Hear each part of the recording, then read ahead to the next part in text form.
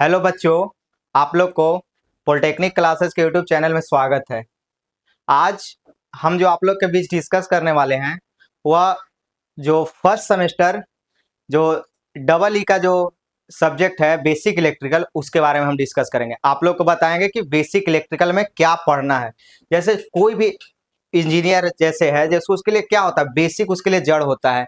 जैसे electrical engineer तो उसके लिए बेसिक है। जैसे हम बेसिक में क्या जानेंगे, जैसे करंट हो गया, वोल्टेज हो गया, पावर हो गया, ये सब एक इलेक्ट्रिकल इंजीनियर के लिए। जैसे मैग्नेटिक सर्किट क्या होता है, मैग्नेटिक फ्लक्स किसको कहते हैं, इन सभी चीजों के बारे में इलेक्ट्रिकल इंजीनियर को ज्ञान होना चाहिए। क्योंकि आपका सेकेंड ईयर से क्या स्टार्ट हो जाएगा, ब्रांच पेपर स्टार्ट होगा, जिसमें आपको जो भी आपका ब्रांच है, जैसे डबल ई आपका है, मेरा डिप्लोमा और बीटेक डबल ई से है, तो आपको हम बता सकते हैं कि डबल ई में सेकंड ईयर से आपको क्या पढ़ाया जाएगा। जैसे आपका डबल ई ब्रांच है तो आपको सेकंड ईयर से पढ़ाया जाएगा जैसे इलेक्ट्रिकल मशीन हो गया, पावर सिस्टम हो गया, पावर इलेक्ट्रॉनिक्स हो गया, मेजरमेंट हो गया, ये सब और भी तरह तरह के सब्जेक्ट है जो पढ़ाए जाएंगे आपको। तो आपको जैसे कोई भी चीज के लिए नीम रखा जाता है, जैसे उसका शुरुआत रखा जाता है। जैसे आपका बेसिक इलेक्ट्रिकल है तो उसमें आप यहाँ पे जो पढ़िएगा बेसिक इलेक्ट्रिकल, वो आपको जो थर्ड सेम में जाइएगा वहां पे आपको हेल्प करेगा। जैसे इलेक्ट्रिक सर्किट एंड नेटवर्क पढ़ना है थर्ड सेमेस्टर में, तो वहां पे आपको क्या करेगा, यही सब जो है सेम पढ़ना है और वो आपको हेल्प करेगा। तो आज आप लोग के बीच हम जो डिस्कस करेंगे वह बेसिक इलेक्ट्रिकल जो है फर्स्ट सेमेस्टर का सिलेबस, उसके बारे में हम डिस्कस करेंगे। तो माई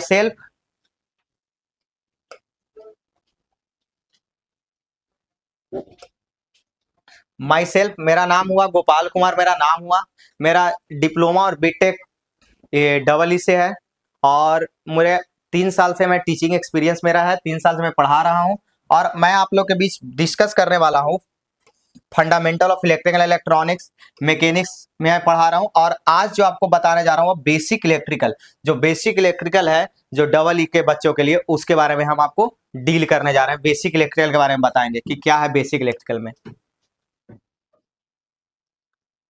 ये रहा आप लोग के बीच जो फर्स्ट सेमेस्टर का कोर्स है, अभिषेक सर और अंशु सर के द्वारा आपको अप टू डेट दिया ही गया था कि कोर्स लॉन्च कर दिया गया है ऐप पे। और ऐप का नाम है द पॉलिटेक्निक क्लासेस, ऐसा लोगो दिखेगा, प्ले स्टोर पे जाके डाउनलोड कर लीजिए और जल्दी से जल्दी आप कोर्स परचेज कर लीजिए। क्योंकि अभी जो कोर्स का फी है 10 दिन के लिए वह 799 रुपया रखा गया, और 10 दिन बाद आप रुपये 1599 रुपये हो जाएंगे। तो आप लोग जल्दी से जल्दी ज्वाइन कर लें।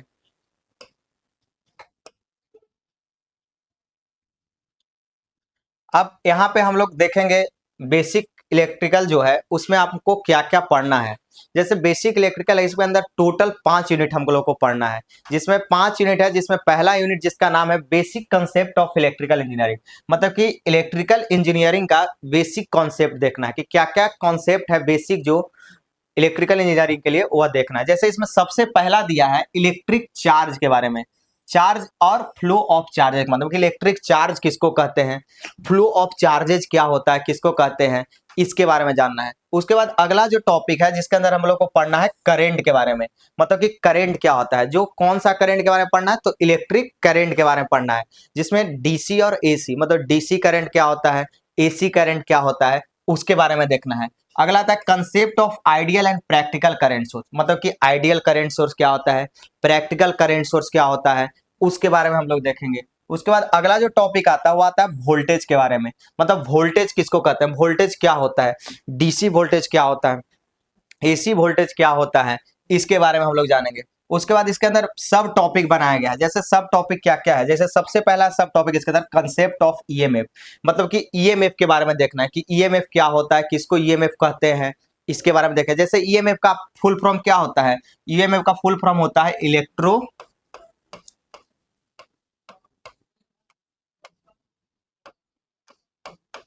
इलेक्ट्रोमोटिव फोर्स होता है, मतलब कि ईएमएफ का फुल फॉर्म क्या होता है, इलेक्ट्रोमोटिव फोर्स होता है। उसके बाद अगला आता है पोटेंशियल डिफरेंस, मतलब कि पोटेंशियल डिफरेंस किसको कहते हैं, जिसको शॉर्ट फॉर्म में क्या कहा जाता है, पीडी कहा जाता है। पोटेंशियल डिफरेंस को शॉर्ट फॉर्म में पीडी कहा जाता है। उसके बाद क्या है टर्मिनल वोल्टेज, मतलब टर्मिनल वोल्टेज किसको कहते हैं, टर्मिनल वोल्टेज होता क्या है, इसके बारे में जानना है। उसके बाद आता है concept of ideal and practical voltage source, मतलब कि आइडियल वोल्टेज सोर्स क्या होता है, प्रैक्टिकल वोल्टेज सोर्स क्या होता है। जैसे अभी ऊपर देखे कि आइडियल करंट सोर्स क्या होता है, प्रैक्टिकल करंट सोर्स क्या होता है। जैसे आइडियल करंट सोर्स कहीं पढ़ेंगे तो उसके अंदर रेजिस्टेंस कितना होता है, ये सब के बारे में देखेंगे। उस तो हम लोग यहाँ पे हर एक टॉपिक के बारे में पूरा डीपली स्टडी करेंगे। आइडियल वोल्टेज सोर्स क्या होता है, प्रैक्टिकल वोल्टेज सोर्स क्या होता है। उसके बाद आता है जैसे यहाँ पे एक और टॉपिक होता है, जैसे डिपेंडेंट क्या होता है, इंडिपेंडेंट वोल्टेज सोर्स क्या होता है। जैसे डिपेंडेंट वोल्टेज सोर्स किसको कहते हैं, इंडिपेंडेंट वोल्टेज सोर्स किसको कहते हैं, डिपेंडेंट करंट सोर्स किसको कहते हैं, इंडिपेंडेंट करंट सोर्स क्या होता है, उसका सिंबल कैसा होता है, उसके बारे में देखेंगे। उसके बाद अगला जो टॉपिक इसके अंदर आता है वो आता है रजिस्टर। जैसे रजिस्टर के बारे में क्या जानते हैं, रजिस्टर जो होता है वह एनर्जी को स्टोर अपने अंदर नहीं करता है, मतलब रजिस्टर एनर्जी को क्या करता है, सिर्फ डिसिपिएट करता है। तो रजिस्टर के बारे में पढ़े, जैसे सबसे पहले उसका बारे में पढ़ेंगे कि उसका क्या प्रॉपर्टी होता है, रजिस्टर किसको कहते हैं, उसका क्या क्या गुण है, किसको हम लोग रजिस्टर कहेंगे, उसका क्या प्रॉपर्टी होता है। उसके बाद आता है क्लासिफिकेशन ऑफ रजिस्टर, मतलब रजिस्टर जो है उसका क्लासिफिकेशन देखना, मतलब कि रजिस्टर को कितने भागों में बांटा गया, कौन कौन से रजिस्टर होते हैं, उसके बारे में पढ़ेंगे। उसके बाद अगला आता है प्रैक्टिकल एप्लीकेशन ऑफ रजिस्टर, मतलब कि रजिस्टर जो है उसका प्रैक्टिकल एप्लीकेशन क्या है, मतलब कि रजिस्टर का क्या क्या एप्लीकेशन है उसके बारे में देखेंगे। कॉमनली यूज्ड रजिस्टर मटेरियल, मतलब कि कॉमनली जो यूज, मतलब कि रजिस्टर मटेरियल जो यूज किया जाता है, जैसे हीटिंग एलिमेंट, जैसे हीटर होगा उसके अंदर रजिस्टर मटेरियल का यूज किया जाता है, तो उसका हम लोग एप्लीकेशन देखें क्या क्या यूज है रजिस्टर मटेरियल का। अगला आता है effect of temperature of register, मतलब कि टेम्परेचर के साथ रेजिस्टेंस का क्या प्रभाव है, मतलब कि अगर हम लोग टेम्परेचर बढ़ा देते हैं तो क्या रेजिस्टेंस के साथ होता है, टेम्परेचर घटा देते हैं तो क्या होता है, इसके बारे में हम लोग समझेंगे। उसके बाद अगला आता है सीरीज और पैरेलल कॉम्बिनेशन ऑफ रेजिस्टेंस, मतलब कि सीरीज कनेक्शन क्या होता है, पैरेलल कनेक्शन क्या होता है रेजिस्टेंस का। इन सभी चीजों के बारे में भी हम लोग डिस्कस करेंगे किसके अंदर, तो यूनिट 1 जो है basic concept of electrical engineering उसके अंदर पढ़ेंगे।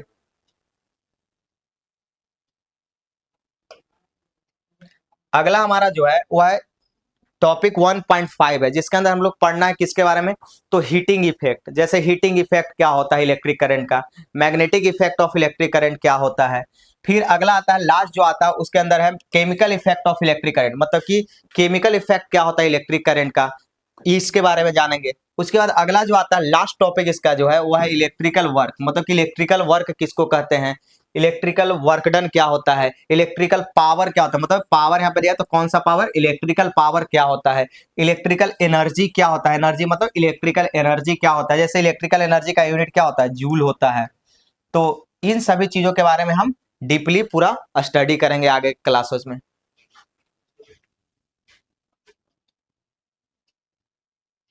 यूनिट जो 2 है हमारा वो है एनर्जी स्टोरिंग एलिमेंट्स, जिसमें हम लोग पढ़ेंगे कि जो एनर्जी को जो स्टोर करता है एलिमेंट, मतलब कि वैसा एलिमेंट के बारे में हम लोग डिस्कस करेंगे जो क्या करता है, एनर्जी को स्टोरिंग करने का काम करता है। जैसे इसमें हम लोग क्या पढ़ना है, एनर्जी स्टोरिंग एलिमेंट में हम लोग को पढ़ना है कैपेसिटर के बारे में। तो सबसे पहले पढ़ेंगे कैपेसिटेंस का फॉर्मेशन, मतलब कि कैपेसिटेंस जो है उसको कैसे फॉर्मेशन करें, मतलब कैपेसिटेंस कैसे बनाया जाता है उसके बारे में देखेंगे कि कैपेसिटेंस कैसे फॉर्म होता है। जैसे जानते हैं कि दो प्लेट होता है उसके बीच में एक इंसुलेटिंग मीडियम रख दे, जैसे डाइलेक्ट्रिक रख देते हैं तो क्या होता है, कैपेसिटेंस का फॉर्मेशन होता है। तो इसी के बारे में हम लोग जानेंगे कि कैपेसिटेंस का फॉर्मेशन कैसे किया जाता है। उसके बाद एक्सप्रेशन फॉर कैपेसिटेंस, मतलब कि कैपेसिटेंस जो होता है उसके लिए क्या क्या एक्सप्रेशन होता है, मतलब उसके लिए क्या एक्सप्रेशन है कैपेसिटेंस के लिए, अगर पैरेलल प्लेट रहेगा तो क्या होगा, स्फेरिकल रहेगा तो क्या होगा, मतलब तरह तरह के जो कैपेसिटर होता है उसके लिए कैपेसिटेंस का वैल्यू क्या होता है उसके बारे में हम लोग देखेंगे। उसके बाद ऐसा अगला टॉपिक आता है कैपेसिटिव रिएक्टेंस। कैपेसिटिव रिएक्टेंस किसको कहते हैं, जैसे कैपेसिटिव रिएक्शन जिसको एक्ससी से डिनोट किया जाता है, मतलब कैपेसिटिव रिएक्टेंस जो होता है उसको एक्ससी से डिनोट करते हैं। तो हम लोग जानेंगे कि कैपेसिटिव रिएक्टेंस किसको कहते हैं, कैपेसिटिव रिएक्टेंस का फॉर्मूला क्या होता है, एक्चुअली में कैपेसिटिव रिएक्टेंस कहते किसको हैं उसको देखेंगे। उसके बाद अगला आता है energy store in a capacitor, मतलब कि कैपेसिटर के अंदर जो एनर्जी स्टोर होता है उसका क्या क्या फॉर्मूला होता है, इसके बारे में हम लोग देखेंगे। उसके बाद आता है voltage and current equation for capacitor, मतलब कि कैपेसिटर के लिए वोल्टेज और करंट इक्वेशन क्या होता है कैपेसिटर का, मतलब कि कैपेसिटर के अंदर वोल्टेज है तो वोल्टेज का फॉर्मूला क्या होगा, जो करंट कैपेसिटर के अंदर जाता है उसके लिए कौन सा फॉर्मूला होता है।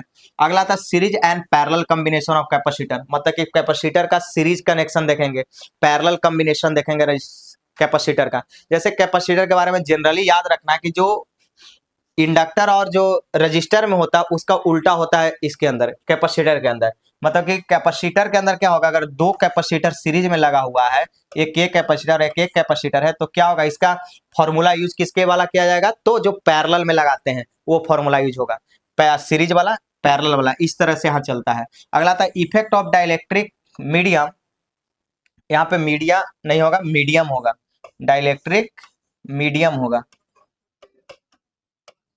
डाइलेक्ट्रिक मीडियम ऑन कैपेसिटेंस, मतलब कि जो डाइलेक्ट्रिक मीडियम है उसका क्या प्रभाव पड़ता है कैपेसिटेंस पे, मतलब कि कैपेसिटेंस पे क्या प्रभाव डालता है डाइलेक्ट्रिक मीडियम, उसके बारे में देखें। जैसे सबसे पहला इलेक्ट्रिक फील्ड स्ट्रेंथ क्या होता है, इलेक्ट्रिक फ्लक्स डेंसिटी किसको कहते हैं, परमिटिविटी किसको कहते हैं, एब्सोल्यूट परमिटिविटी किसको कहते हैं, मतलब परमिटिविटी के अंदर हम दो टॉपिक पढ़ेंगे। परमिटिविटी के अंदर दो टॉपिक जो है हमारा सब टॉपिक, वह पहला आता है एब्सोल्यूट, एब्सोल्यूट होता है परमिटिविटी, और दूसरा जो आता है वह रिलेटिव आता है, दूसरा जो आता है वह रिलेटिव परमिटिविटी आता है। उसके बाद होता है charging and discharging of capacitor, मतलब कि कैपेसिटर के अंदर जो चार्जिंग कैपेसिटर क्या होता है, डिस्चार्जिंग ऑफ कैपेसिटर किसको कहते हैं, इन सभी टॉपिक के बारे में हम लोग क्या करेंगे, इसके अंदर डिस्कस करेंगे।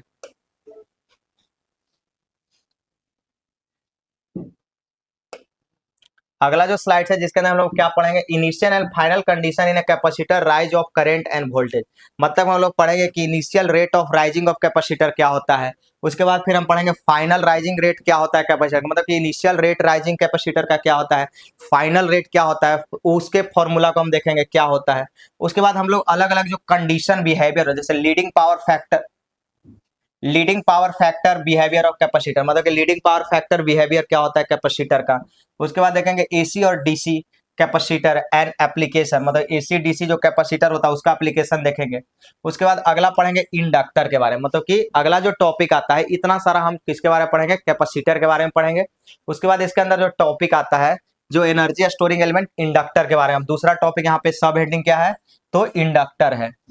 तो इंडक्टर में हम लोग पढ़ेंगे जैसे सेल्फ एंड म्यूचुअल इंडक्टेंस क्या होता है, मतलब कि सेल्फ इंडक्टेंस किसको कहते हैं, म्यूचुअल इंडक्टेंस किसको कहते हैं, इसके बारे में देखेंगे। उसके बाद अगला आता है इंडक्टिव रिएक्टेंस, मतलब इंडक्टिव रिएक्टेंस किसको कहते हैं, उसके बारे में हम लोग जानेंगे। जैसे इंडक्टिव रिएक्टेंस को डिनोट किया जाता है एक्सेल से, तो इसके बारे में पढ़ेंगे, इसका फॉर्मूला क्या होता है, इंडक्टिव रिएक्टेंस कहते किसको है, उसके बारे में देखेंगे। अगला आता है behaviour of inductance to AC and to DC source, मतलब कि इंडक्टेंस का बिहेवियर एसी और डीसी सोर्स, मतलब कि अगर हम लोग एसी सोर्स लगा देते हैं तो कैसा इंडक्टेंस का बिहेवियर होगा, अगर हम लोग डीसी सोर्स लगा देते हैं तो कैसा बिहेवियर होगा। उसके बाद अगला आता है energy storage in an inductor, मतलब कि एनर्जी जो स्टोरेज किया जाता है इंडक्टर के अंदर वह कैसे किया जाता है, क्या उसका एक्सप्रेशन होता है, उसके बारे में हम लोग देखेंगे। उसके बाद voltage and current equation of inductor, मतलब कि इंडक्टर के अंदर वोल्टेज और करंट इक्वेशन क्या होता है, मतलब कि इंडक्टर के अंदर वोल्टेज और करंट के लिए क्या इक्वेशन बनाया गया है, उसके बारे में हम लोग समझेंगे। उसके बाद इनिशियल एंड फाइनल कंडीशन, मतलब कि इनिशियल जो रेट ऑफ राइजिंग होता है इंडक्टर के अंदर, जैसे कैपेसिटर के अंदर पढ़े उसी तरह से इंडक्टर के अंदर भी पढ़ेंगे इनिशियल और फाइनल रेट ऑफ राइजिंग क्या होता है। उसके बाद इंडक्टर के टाइप्स पढ़ेंगे और उसका एप्लीकेशन पढ़ेंगे, मतलब कि इंडक्टर कितने तरह के होते हैं और उसका क्या क्या एप्लीकेशन है, कहाँ कहाँ यूज किया जाता है, उसके बारे में हम लोग पढ़ेंगे। ये आपका रहा है यूनिट 2 के अंदर, जिसमें यूनिट का नाम था एनर्जी स्टोरिंग एलिमेंट। अब अगला है basic of DC and AC circuit, मतलब कि एसी सर्किट जो होता है और जो डीसी सर्किट होता है उसके बेसिक पढ़ना है, मतलब कि डीसी सर्किट जो पढ़ेंगे, एसी सर्किट जो पढ़ेंगे, जैसे एसी सर्किट पढ़ेंगे या जो डीसी सर्किट पढ़ेंगे उसका बेसिक जो है, जैसे उसके अंदर बेसिक क्या है, सबसे पहले ओम्स लॉ के बारे में, आप ओम्स लॉ के बारे में 9-10 में भी पढ़े होंगे, 11-12 के होंगे तो आप लोग जान ही रहे होंगे कि ओम्स लॉ क्या होता है, तो ओम्स लॉ के बारे में जानना, लेकिन यहाँ पे उसका एक्सपेंशन और है, उसके बारे में हम लोग बताएंगे। उसके बाद अगला आता है इंटरनल रेजिस्टेंस ऑफ सोर्सेज, मतलब कि इंटरनल जो रेजिस्टेंस होता है सोर्स का, उसके बारे में हम लोग देखेंगे। उसके बाद इंटरनल वोल्टेज ड्रॉप क्या होता है, मतलब कि इंटरनल जो वोल्टेज ड्रॉप होता है उसके बारे में हम जानेंगे किसको कहते हैं, टर्मिनल वोल्टेज किसको कहते हैं। उसके बाद एक्टिव एंड पैसिव एलिमेंट क्या होता है, मतलब कि एक्टिव एलिमेंट किसको कहते हैं, पैसिव एलिमेंट किसको कहते हैं, इसके बारे में हम लोग समझेंगे। उसके बाद अगला आता है linear and non linear circuit, मतलब लीनियर और नॉन लीनियर सर्किट, जैसे एक्टिव एलिमेंट पैसिव एलिमेंट के बारे में आप लोग अभी नहीं पता चला कि एक्टिव एलिमेंट किसको कहेंगे, पैसिव एलिमेंट किसको कहेंगे, इसके बारे में हम लोग समझेंगे। उसके बाद लीनियर और नॉन लीनियर, लीनियर एलिमेंट किसको कहते हैं, नॉन लीनियर किसको कहते हैं। उसके बाद यूनिलैटरल और बायलैटरल सर्किल एलिमेंट क्या होता है, मतलब कि यूनिलैटरल एलिमेंट किसको कहते हैं, बायलैटरल सर्किल किसको कहते हैं। उसके बाद अगला जो टॉपिक है उसमें हम लोग पढ़ेंगे नोड्स के बारे में, कि नोड क्या होता है, ब्रांच किसको कहते हैं, लूप क्या होता है, मेश किसको कहते हैं, इन सभी टॉपिक के बारे में हम लोग पढ़ेंगे। उसके बाद जो टॉपिक है 3 पॉइंट है जिसके अंदर हम लोग क्या पढ़ेंगे किरचॉफ्स करंट लॉ, जिसको क्या कहा जाता है, केसीएल, ये लॉ है, इसके बारे में हम सीखेंगे कि केसीएल क्या होता है। किरचॉफ्स वोल्टेज लॉ, केवीएल है, इसके बारे में हम लोग जानेंगे, केवीएल किसको कहते हैं, इसके बारे में हम लोग डिस्कस करेंगे।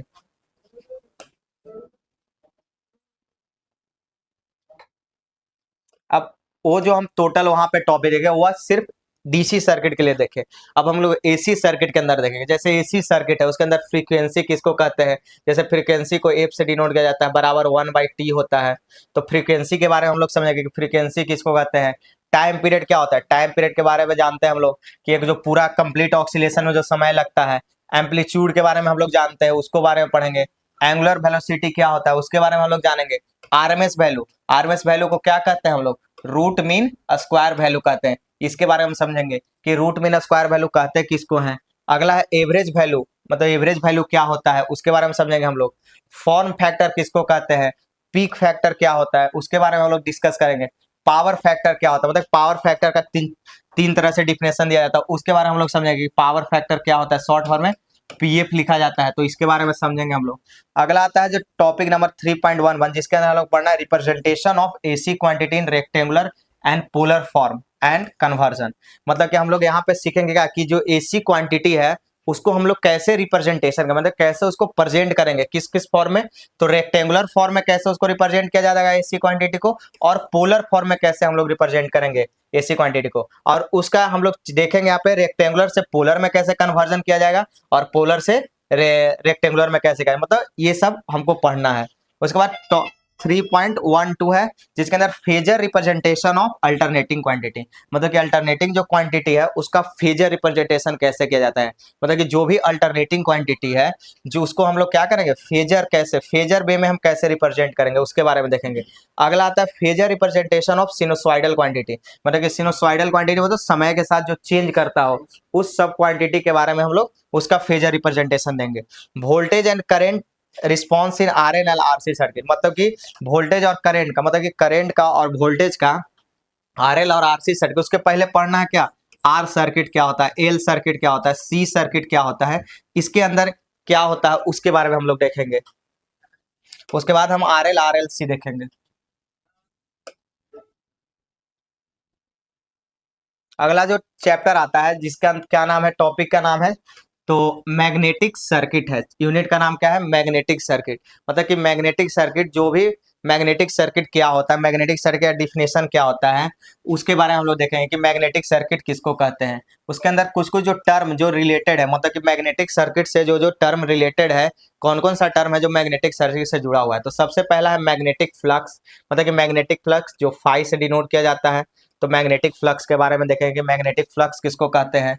उसके बाद मैग्नेटोमोटिव फोर्स जिसको हम लोग शॉर्ट फॉर्म में क्या कहते हैं, एम कहते हैं, मैग्नेटोमोटिव फोर्स, इसके बारे में हम लोग देखेंगे। उसके बाद अगला आता है मैग्नेटिक फील्ड स्ट्रेंथ, मतलब कि मैग्नेटिक फील्ड स्ट्रेंथ किसको कहते हैं उसके बारे में हम लोग डिस्कस करेंगे। परमेबिलिटी क्या होता है उसके बारे में हम लोग पढ़ेंगे। रिलक्टेंस क्या होता है, रिलक्टेंस किसको कहते हैं उसको बारे में हम लोग डिस्कस करेंगे। उसके बाद मैग्नेटिक लीकेज क्या होता है, मतलब कि मैग्नेटिक लीकेज किसको कहते हैं उसके बारे में हम लोग डिस्कस करेंगे। लीकेज कोफिशिएंट क्या होता है उसके बारे में पढ़ेंगे। और इसके बारे में सिंपल न्यूमेरिकल ऑन एबव, मतलब कि जितना भी ऊपर हम लोग टॉपिक पढ़े, जैसे मैग्नेटिक फ्लक्स पढ़े, मैग्नेटोमोटिव फोर्स पढ़े, मैग्नेटिक फील्ड स्ट्रेंथ हो गया, परमेबिलिटी हो गया, इस पे क्या कहता है सिंपल सिंपल जो न्यूमेरिकल बनता है उसको पढ़ना भी हम लोग को है।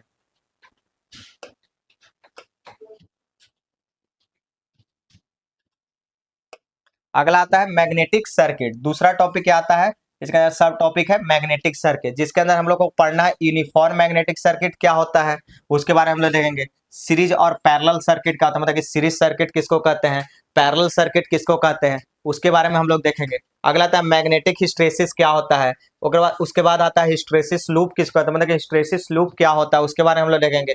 मैग्नेटाइजेशन, मतलब जिसको हम लोग मैग्नेटाइजेशन कर्व भी कहते हैं और उसको हम लोग बीएच कर्व भी कहते हैं, बीएच कर्व उसको कहते हैं, उसका क्या एप्लीकेशन है उसके बारे में देखेंगे। Comparison of electrical and magnetic circuit, मतलब कि इलेक्ट्रिक सर्किट क्या होता है, मतलब कि जो इलेक्ट्रिक सर्किट जैसे इलेक्ट्रिक करंट ये सब पढ़े उसका, तो इलेक्ट्रिक सर्किट का क्या कंपैरिजन है, मतलब इलेक्ट्रिक सर्किट और मैग्नेटिक जो सर्किट होता है उसके अंदर क्या डिफरेंसेज है इसके बारे में हम लोग डिस्कस करेंगे।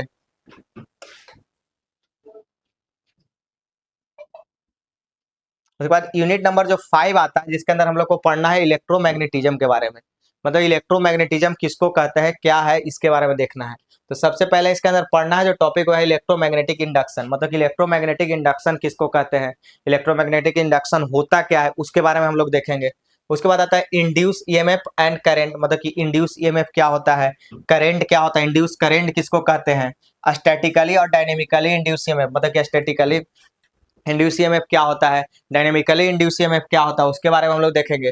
उसके बाद 5.3 जो है जिसके अंदर हम पढ़ेंगे Faraday law of electromagnetic induction, मतलब कि फैराडे का जो लॉ है इलेक्ट्रोमैग्नेटिक इंडक्शन से रिलेटेड, जैसे फैराडे ने 2 लॉ दिया इसके अंदर, Faraday law of electromagnetic induction के अंदर, तो वो दोनों लॉ के बारे में हम लोग देखेंगे। उसके बाद अगला जो आता है वो लेंज लॉ आता है, कि लेंज लॉ क्या होता है, लेंज लॉ किसको कहते हैं, क्या होता है, उसके बारे में हम लोग देखेंगे। फ्लेमिंग का राइट हैंड रूल क्या होता है ऑफ इंड्यूस ईएमएफ के लिए, फ्लेमिंग का लेफ्ट हैंड रूल क्या होता है।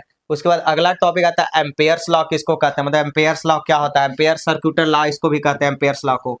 उसके बाद अगला आता है सेल्फ एंड म्यूचुअल इंडक्टेंस, मतलब सेल्फ इंडक्टेंस क्या होता है, म्यूचुअल इंडक्टेंस क्या होता है, कोफिशिएंट ऑफ म्यूचुअल इंडक्टेंस, मतलब म्यूचुअल इंडक्टेंस जो होता है उसका कोफिशिएंट क्या होता है, कोफिशिएंट ऑफ कपलिंग क्या होता है, उसके बारे में हम लोग देखेंगे। उसके बाद है इंटरेक्शन बिटवीन 2 और मोर मैग्नेटिक फील्ड, मतलब कि जब 2 या 2 से ज्यादा मैग्नेटिक फील्ड एक साथ इंटरेक्शन करता है उसके बारे में हम लोग डिस्कस करेंगे।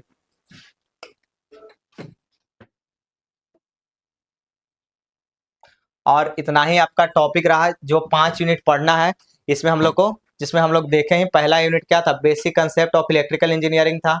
दूसरा जो था एनर्जी स्टोरिंग जो एलिमेंट था उसके बारे में हम लोग को जानना था। तीसरा जो था जिसके अंदर हम लोग पढ़े क्या, बेसिक एसी और डीसी सर्किट के बारे में, उसका देखें।